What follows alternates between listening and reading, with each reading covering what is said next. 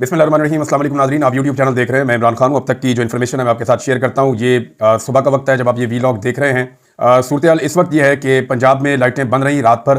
ख़ास तौर पे रावलपिंडी में जो है वो मुकम्मल तौर पे लाइटें बंद करवाई गई। साहिवाल के अंदर एमरजेंसी थी, ओकाड़ा के अंदर एमरजेंसी थी, उसके अलावा लाहौर के अंदर, कसूर के अंदर बहुत सारी जगहों पर ऐलानात भी किए गए।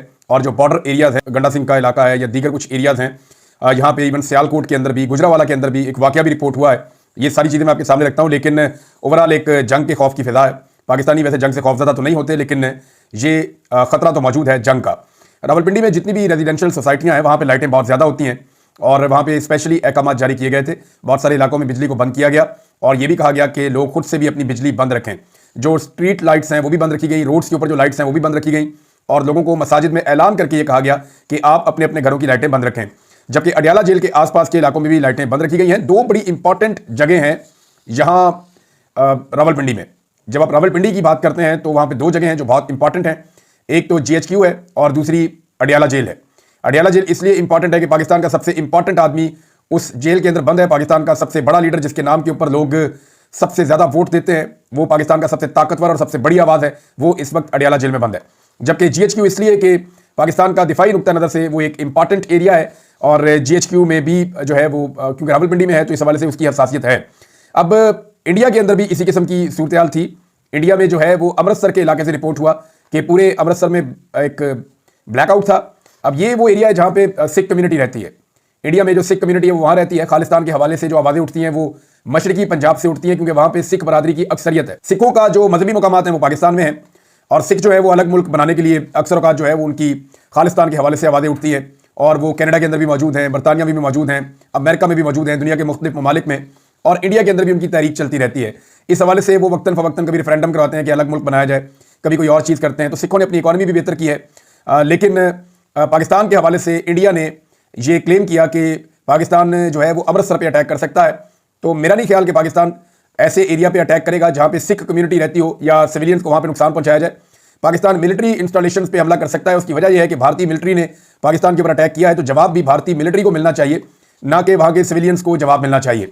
दूसरा, जो सिख कम्युनिटी है वो तो उसकी हमदर्दियाँ बहुत हद तक पाकिस्तान के साथ रहती हैं, या अगर जिनकी पाकिस्तान के साथ हमदर्दी नहीं भी रहती तो भी वो पाकिस्तान को कोई दुश्मन की नज़र से नहीं देखते। उसकी वजह यह है कि उनके बहुत सारे मजहबी मकामात पाकिस्तान में हैं और जब वो यहाँ पे आते हैं तो पाकिस्तानी उन्हें खासा प्रोटोकॉल देते हैं। तो ऐसी सूरत हाल में पाकिस्तान कभी भी एक पूरी कम्युनिटी को अपना दुश्मन बनाने की गलती नहीं करेगा।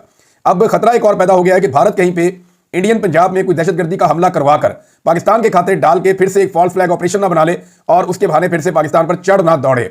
नाज़रीन, जो कुल मिलाकर बात है वो अगर एक जुमले में बंद की जाए तो वो ये है कि भारत के तैयारे गिराना एक दिफाई अमल था, मिसाइल हमलों का जवाब देना अभी बाकी है। कुल मिलाकर ये बात है।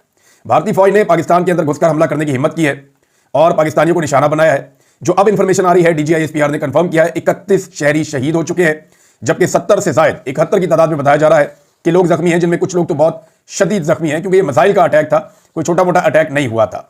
अब तैयारी गिराना हमारा दिफाई हिकमत अमली थी, दिफाई नुक्ता नज़र से हमने ये किया, लेकिन मिसाइल हमलों का जवाब देना अभी बाकी है जो पाकिस्तान की सरजमीन की खिलाफ वर्जी की गई। नाज़रीन, पाकिस्तान की हुकूमत और पाकिस्तान की जो मिलिट्री एस्टेब्लिशमेंट है दोनों अलग अलग तरह के स्टेटमेंट दे रही है। मुझे समझ नहीं आ रही कि ये, क्योंकि ये दोनों एक पेज पे हैं, इसमें तो कोई दो राय नहीं है, ये मिलकर फैसले करते हैं, इसमें भी कोई दो राय नहीं है। लेकिन मुझे हैरत होती है कि दोनों अलग अलग तरह के स्टेटमेंट कैसे दे सकते हैं। ऐसा लगता है कि मिलिट्री एस्टेब्लिशमेंट सियासी क़यादत से कोई और स्टेटमेंट दिलवाती है, फिर चेक करती है कि पब्लिक का रिएक्शन क्या आ रहा है और उस बुनियाद के ऊपर फिर वो अपना रिएक्शन देते हैं। जैसा कि राणा सनाउल्लाह साहब ने बड़ा क्लियरली ये कहा और उनका ये स्टेटमेंट पूरे पाकिस्तान में रिपोर्ट हुआ है और मुझे कुछ लोगों ने ये गिला भी किया कि आपने स्टेटमेंट के ऊपर एक ट्वीट कर दिया। मैंने कहा जी मैं क्यों ना करूं। राणा सनाउल्लाह साहब ने बात ही ऐसी की है। राणा साहब ने कहा कि जनाब बस लड़ाई खत्म, हमने ले लिया जो हमने बदला करना था, अब अगर इंडिया कुछ नहीं करेगा तो हम भी कुछ नहीं करेंगे। भाई, उन्होंने आपके यहाँ पे लाशें गिरा दी हैं, उन्होंने मसाजिद शहीद कर दी हैं, उन्होंने पाकिस्तान के अंदर आम निहत्ते शहरियों का खून बहा दिया है और आप कह रहे हैं कि जनाब ये तो सरेंडर है एक तरह का। ख्वाजा आसिफ ने भी भारतीय मीडिया से और इंटरनेशनल मीडिया से बात करते हुए ऐसी ही बात की है और इसके अलावा ख्वाजा आसिफ ने एक बंगी और मार दी थी कि हमने बहुत सारे भारतीय फौजी जो है उन्हें पकड़ लिया। ना सिर्फ ख्वाजा आसिफ ने खुद ये जुमला कहा कि हमने जो भारतीय फौजी उन्हें कैदी बना लिया है, बल्कि उन्होंने कुछ टाउट्स को भी ये जुमला बता दिया। अब मामला ये है कि पाकिस्तान में सहाफत का म्यार भी इतना गिर गया है कि जो चीज़ें रिपोर्ट हुई मैं आपको बताऊं तो आप सर पकड़ के बैठ जाएंगे।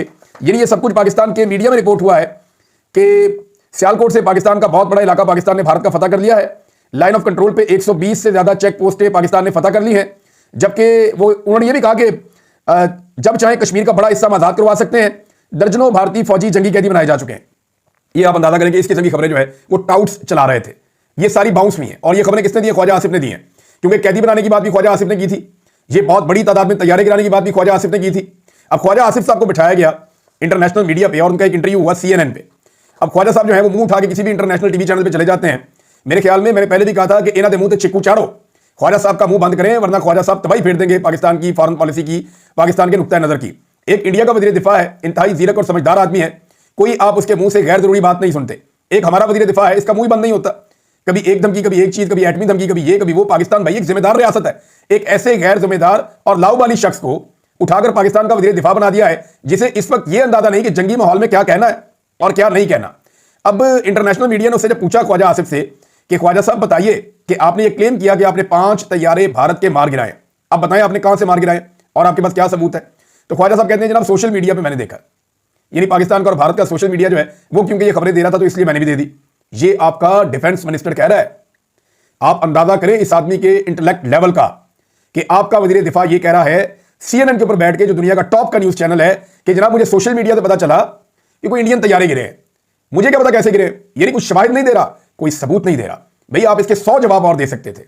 आप ये दे सकते थे कि भाई इंडियन टेरिटरी के हमने अंदर गिराए हैं, हमारे पास बाकायदा सिस्टम है जिससे हमने चेक कर दिए हैं, हमें बिल्कुल पता है। अब जिनके तैयारे गिरे आप उनसे कंफर्म करें कि तैयारे गिरे हैं, और वो मीडिया रिपोर्ट्स और चीजें सामने रखता। वो सोशल मीडिया का कह रहा है जी कि जनाब सोशल मीडिया ने कहा, और बाद में जान छुड़ाने के लिए मीडिया पे भी डाल रहा है। तो ये पाकिस्तान का वजीर दिफा। और मैं हैरान होता हूं कि इतना नॉन सीरियस आदमी के मीम्स, मुख्तलिफ किस्म की मीम्स, एक में दिखा रहे थे नरेंद्र मोदी साइकिल चला रहा है और उसके पीछे जो है वो जहाजों का मलबा पड़ा हुआ है, और लिख रहे हैं जनाब कि ये बेचने के लिए जा रहा है उधर नरेंद्र मोदी बिलालगंज में जहाजों का मलबा। अंदाजा करें ये वजीर दिफा है, ये संजीदगी का आलम है। और भाई पाकिस्तान में कैसी बेशर्मी है आपकी कि पाकिस्तान में 31 लाशें गिरी हैं पाकिस्तानियों की, 31 पाकिस्तानी शहीद किए हैं भारत ने, और आप वहां पे मीम्स बना रहे हैं। एक और मीम्स बनाया जनाब, वो भी चलाया ख्वाजा आसिफ साहब ने। मुझे तो हैरत होती है कि इस शख्स को वजीर दिफा बनाने वालों की अपनी दिमागी सलाहियत क्या है कि उन्होंने उठाकर इसको अपना बॉस बना लिया, यानी एक ऐसे आदमी को अपना बॉस बना लिया। इससे तो उनकी अपनी दिमागी हालत का मुझे शक हो रहा है कि पता नहीं उनकी क्या सूरत हाल है कि ऐसे अजीबोगरीब आदमी को, ऐसे नौसरबाज को उठा के उन्होंने अपना वजीर दिफा बना लिया। मैं तो हैरान हो रहा हूं। और सोशल मीडिया के ऊपर डाल दिया जनाब कि वहां पे मुझे पता चला कि तैयारे कैसे तबाह हुए, और बाद में जनाब मीडिया पे डाल दिया। अब पाकिस्तान का वजीर आज़म है, यहाँ एक से बढ़ के एक है, वो कौम को मुबारकबादें दे रहे हैं। वो कह रहे हैं जी कि चांदनी रात बना दी, अंधेरी रात को पाकिस्तान ने इंडियन तैयारों पर हमले करके, और कौम को बार बार 3 दफा मुबारकबाद दी। मैं हैरान होता हूं कि ये आपके डैम्स के ऊपर दुश्मन जो है वो अटैक करके गया है। 9 मकामात पे उसने 24 मिसाइल उसने दागे हैं। आपकी बहुत सारी मसाजिद जो है वो शहीद कर दी हैं। 31 शहरी शहीद हैं, 71 जो है वो अभी तक की इतला के मुताबिक जख्मी है। और पहले आपने कहा जी हम बदला लेंगे, जब नेशनल सिक्योरिटी कमेटी की मीटिंग होती है तो वहां पर ये कहते हैं जी हम बदला लेंगे, हमने लेना है बदला इंडिया से, और उसके लिए हमने फुल इख्तियार दे दिए फौज को। और बाद में कहते हैं जनाब हमने ले लिया बदला, हो गया काम, सब ठीक हो गया, कौम को बहुत मुबारकबाद हो। आप कौम को बेवकूफ समझते हैं। कौम को पता है कि आप पे अमेरिका से दबाव आया है। अमेरिकन दबाव आने के बाद ऐसा लगता है कि पाकिस्तान की पॉलिसी बदली है, पाकिस्तान इसका बदला लेना चाहता था, लेकिन जब लड़ाई चल रही थी उस वक्त अमेरिकन दबाव के ऊपर ये लड़ाई ऐसा लगता है कि रुक गई है। लड़ाई दोबारा भी शुरू हो सकती है, लेकिन भारत ने जो करना था वो किया है। उसने पाकिस्तान के अंदर आगे टारगेट किया है और उन्होंने कामयाब हमला किया। अब शहबाज शरीफ की ये आदत है कि ये जब भी नाकाम होते हैं ना, ये मुबारकबाद दे देते हैं। जाफर एक्सप्रेस का बदतरीन इंसिडेंट पाकिस्तान के अंदर होता है, इंटेलिजेंस की बदतरीन फेलियर होती है, और ये आदमी बाद में ऑपरेशन के बाद मुबारकबाद दे रहा होता है। अंदाजा करें आप, इतनी जानी नुकसान हो जाता है, इतना पाकिस्तानियों का नुकसान होता है, और ये उसके बाद मुबारकबाद दे रहा होता है। इनको आदत पता है कहां से पड़ी है? ये इलेक्शन हार गए थे 8 फरवरी 2024 को, और इन्हें जाली फॉर्म 47 में जिताकर 9 तारीख को मुबारकबाद दी गई थी। ये उस वक्त से हर शिकस्त के ऊपर, हर हार और हर नाकामी के ऊपर मुबारकबाद देता है, यानी हर चीज को फॉर्म 47 की तरह देखते हैं। लेकिन ये रियल वर्ल्ड है, यहां रियल लड़ाई हो रही है। कोई लीडर वाली बात नहीं की, कोई तदब्बर वाली बात नहीं की। मुझे अच्छी तरह याद है इमरान खान साहब से जब हम मिले थे इंडिया के साथ, जब क्लैश हुआ था 2019 में, तो इमरान खान ने कहा था कि जेट हमारा भी गिर सकता था। ये लड़ाई है, नुकसान किसी का भी हो सकता है, हमें पूरी संजीदगी के साथ अपनी फौज के साथ खड़ा होना होगा हर हालात में। ये इमरान खान साहब ने 2019 में उस वक्त कहा था। आपका वजीर आज़म जो है वो 31 शहरी शहीद करवाने के बाद विक्ट्री स्पीच दे रहा है, और आपका डीजी ISPR क्या कह रहा है, वो टोटल डिफरेंट स्टेटमेंट है। वजीर आज़म मुबारकबाद दे रहा है, आपका जो वजीर इत्तलात है वो मुबारकबाद दे रहा है। राना सनाउल्लाह ने कहा जी हमारा बदला पूरा हो गया, अब हम लड़ने नहीं चाहते। ख्वाजा आसिफ ने सीज फायर की बात कर दी, जबकि आपके डीजी ISPR का स्टेटमेंट है कि मासूम शहरियों के नाहक खून के आखिरी कतरे तक का मुकम्मल हिसाब लिया जाएगा। उन्होंने कहा जी हम तो भी हिसाब लेंगे, लड़ाई तो अभी जारी है, ये तो खत्म नहीं हुई, और इसका अभी हिसाब लेना पूरी कौम यही कह रही है। अब ये कैसे मुमकिन है कि डीजी ISPR कोई और बात करे और वजीर आज़म कोई और बात करे? लेकिन वजीर आज़म की बात ही मुकद्दम होनी चाहिए ना। वजीर दिफा इज द बॉस। जब बॉस कह रहा है कि जनाब हम करने जा रहे हैं सीज फायर, तो फिर जो जूनियर ऑफिसर है DGISPR वो कैसे कह सकता है कि हमने भी हिसाब लेना है? तो कोई एक पॉलिसी नहीं है, ये बाजार दिखाई दे रहा है या दिखाया जा रहा है, लेकिन एक्चुअल सिचुएशन ये है कि ये अवाम का गमो गुस्सा और रिएक्शन भी साथ साथ चेक कर रहे हैं कि अगर इस वक्त हम सीज फायर कर लेते हैं तो इसका नतीजा क्या निकलेगा।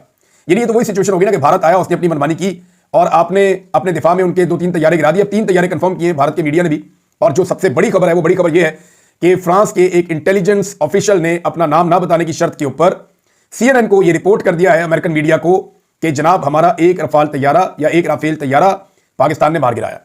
बाकी जो नुकसान अगर कुछ और हुए हैं तो उसका अभी हम देख रहे हैं कि और मजीद नुकसान हुआ या नहीं हुआ, लेकिन एक राफेल तैयारा फ्रांस ने कंफर्म किया है। देखिए, जिनका वो तैयारा होता है ना, उनके पास पूरा सिस्टम होता है, उन्हें एग्जैक्टली पता होता है कि उनका तैयारा कहां पे क्रैश हुआ, कहां पे उसे हिट किया गया और किस तरीके से उनका तैयारा गिरा।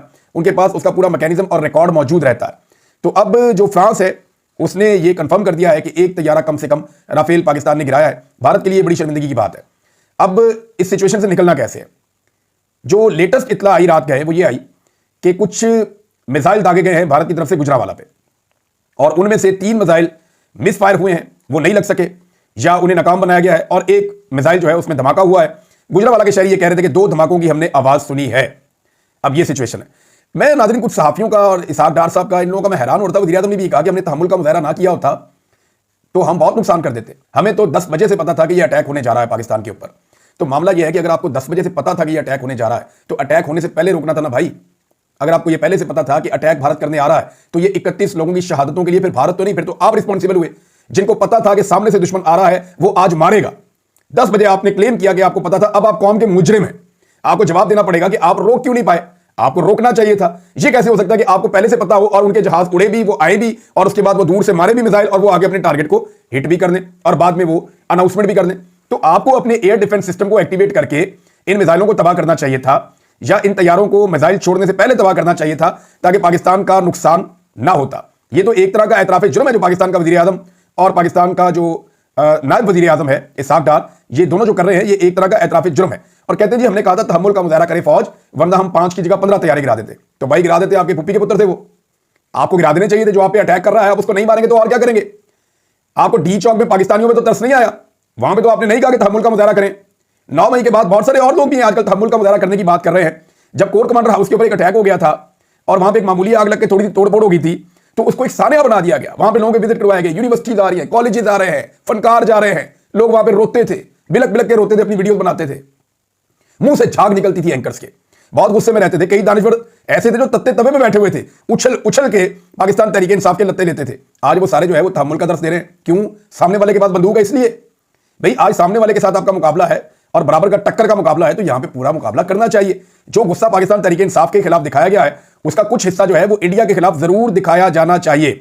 DGISPR ने कहा कि खून के एक एक कतरे का हिसाब लेंगे, नाहक खून के एक आखिरी कतरे तक का हिसाब लेंगे, तो मैं उम्मीद करता हूं कि यह हिसाब लिया जाएगा। अब नाज़रीन बिलावल को बताते ही कुछ नहीं है बेचारे को। वो बेचारा असेंबली में खड़ा होकर अग्रेसिव तकरीर कर रहा है, वो जमीन आसमान के कलाबे में ला रहा है कि इंज कर देंगे तो उंज कर देंगे। अब बिलावल जरदारी को इस काम पे लगा के बाहर जाके खुद सीज फायर की बात कर दी। भाई बिलावल जरदारी को एतमाद में तो ले लें कि भाई हम लड़ाई की बात नहीं करना चाह रहे, हम तो किसी और तरफ जा रहे हैं।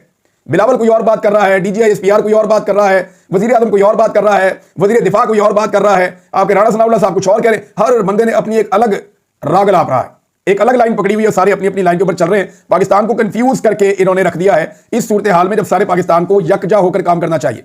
वज़ीर-ए-आज़म ने एक और बहुत बड़ी बात की। वज़ीर-ए-आज़म ने इमरान खान साहब से कहा, PTI से कहा जनाब मैं दावत देता हूं और सारे इकट्ठे हो जाते हैं। यानी PTI से कहता हूं कि आए पाकिस्तान के लिए इकट्ठे हो जाएं, मुल्क को अजीम बनाएं। वक्त एक दूसरे पर तनकीद का नहीं, यकजहती का है। इससे ज्यादा शानदार मौका नहीं हो सकता। अपोजिशन के चैंबर में जाने के लिए तैयार हूं। शहबाज शरीफ की पेशकश तहरीक इंसाफ का खैर मकदम, लेकिन बात यह है कि पेशकश तो की है, वो उधर अडयाला जेल के अंदर पाकिस्तान का सबसे मकबूल लीडर बैठा हुआ है। उसकी बहनों से तो उसको मिलने नहीं देते आप, उसके रिश्तेदारों से तो उसको मिलने नहीं देते आप। अब उसकी पॉलिटिकल पार्टी की क़यादत आज जा रही है, अली अमीन गंडापुर ने जाना है और शाहिद खटक और सुहेल अफरीदी भी साथ जा रहे हैं। तो गंडापुर साहब इन दोनों को साथ इसलिए भी लेकर जाना चाहते हैं कि गंडापुर साहब नहीं चाहते कि ये अलग में इमरान खान को मिले, क्योंकि ये नौजवान अंदर से भरे हुए हैं, ये बहुत सारी बातें करना चाहते हैं इमरान खान साहब से, लेकिन गंडापुर साहब की मौजूदगी में शायद ये नहीं कर सकेंगे। और गंडापुर साहब को ये फन भी आता है कि वो इमरान खान साहब से इनकी मौजूदगी में अपने हक में गवाहियां भी दिलवाएंगे। बताओ भाई ये चक्कर वहां चलना है कल, ये मुझे पता है आज के दिन में। लेकिन गंडापुर साहब की आज मुलाकात होती है नहीं होती ये एक अलग चीज है, और जेल से क्या खबर बाहर आती है ये भी हमें पता चल जाएगा। खबरें तो सारी आ ही जाएंगी, कोई खबर कभी रुकती नहीं है। लेकिन गुज़िश्ता रात बड़ी खौफनाक थी। कुछ मिसाइल जो हैं वो रिपोर्ट जरूर हुए कि वो चलाए गए हैं, लेकिन कोई बड़ा नुकसान जो है वो रिपोर्ट नहीं हुआ। एक और खबर जो बड़ी आई है वो ये आई है कि पाकिस्तान के DGISI जो अब वफाकी काबीना का हिस्सा भी हैं, नेशनल सिक्योरिटी एडवाइजर भी हैं, शहबाज शरीफ के आसिम मलिक साहब, उनकी अजीत डोवल से उनका राब्ता हुआ है, जो भारत के नेशनल सिक्योरिटी एडवाइजर है नरेंद्र मोदी के।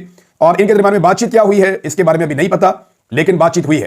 पाकिस्तानियों को एक बात बताई गई थी नाज़रीन, और यह दावा किया गया था, बार बार मोहम्मद मालिक साहब ने भी किया, कुछ और सहाफियों ने किया।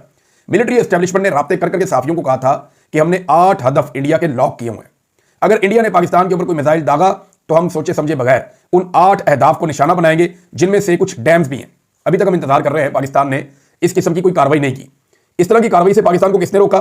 तो एक ही जवाब है कि पाकिस्तान ने इंटरनेशनल जो स्टेक होल्डर्स हैं उनको यकीन दिला दिया है कि अब हम, अगर इंडिया हमला नहीं करेगा तो हम भी कोई कार्रवाई नहीं करना चाहते, तो हमारी तरफ से सीज फायर है। ये राणा सनाउल्लाह साहब ने ओपनली ये बात कह दी है। राणा साहब वैसे इस बारे में मशहूर हैं कि जो बात बाकी लोग नहीं कह पाते, राणा साहब कई दफा वो बात कह देते हैं।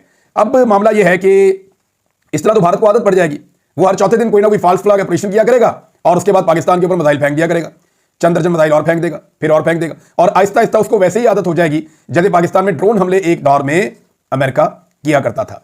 और अभी जो गुजरांवाला वाले हमले के हवाले से कुछ इत्तला ये भी है कि वहां पे जो मिसाइल मारे गए हैं या जो हमला किया गया है उसमें ड्रोन इस्तेमाल किया गया है, और कुछ इत्तलात के मुताबिक उस ड्रोन को पाकिस्तानी फोर्सेज ने तबाह भी कर दिया है। तो नाज़रीन, कुल मिलाकर जो बड़ी खबर है वो ये है कि पाकिस्तानी अब भी इंतजार कर रहे हैं कि कब पाकिस्तान जो है वो अपनी जवाबी कार्रवाई करेगा भारत के खिलाफ। पाकिस्तान ने अपना दिफा अच्छा किया है और इंडिया ने कंफर्मेशन भी दी है, फ्रांस ने भी कंफर्मेशन दी है कि कम से कम एक राफेल तैयारा गिरा है। नरेंद्र मोदी के लिए बहुत शर्मिंदगी की बात है, वो इस शर्मिंदगी और खिफ़त को कैसे मिटाता है ये भी एक बड़ा सवाल है। लेकिन हमारे पास जो सबसे बड़ा सवाल पाकिस्तान में है कि पाकिस्तान जवाबी कार्रवाई कब करेगा, और वो जो 8 जगहों पे पाकिस्तान ने कहा था कि हमने निशाना बनाना है और जो पानी हमारे रोके गए हैं उनको हमने खोलना है, उस हवाले से पाकिस्तान कब एक्टिविटी करता है। अब तक के लिए इतना, अपना ख्याल रखिएगा, अपने इस चैनल का भी। अल्लाह हाफिज़।